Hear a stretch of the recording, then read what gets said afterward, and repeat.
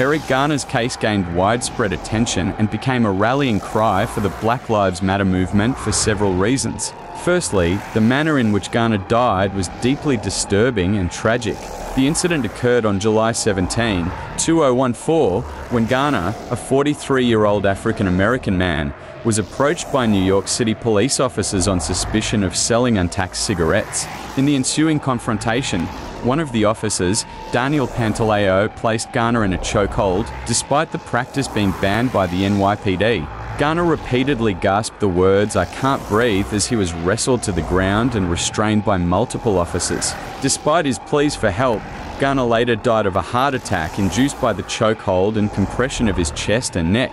Secondly, the entire encounter was captured on video by an onlooker and quickly went viral on social media, sparking outrage and calls for justice. The footage clearly showed the excessive and unnecessary force used by the officers, as well as Garner's desperate pleas for help and his ultimately tragic demise. The stark visual evidence of police brutality against a black man resonated with many who were already disillusioned with the systemic racism and excessive use of force by law enforcement in the United States.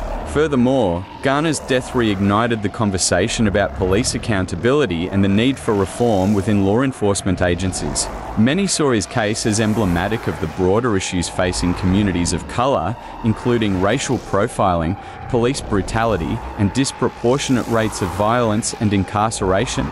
The lack of accountability for the officers involved in Garner's death also highlighted the failures of the criminal justice system to hold law enforcement officers accountable for their actions, particularly when those actions result in the deaths of unarmed civilians. Overall, Eric Garner's "I Can't Breathe" case became a symbol of the ongoing struggle for racial justice and police accountability in America. The widespread attention and public outcry surrounding his death helped to galvanize a movement that continues to fight for systemic change and an end to police violence against marginalized communities.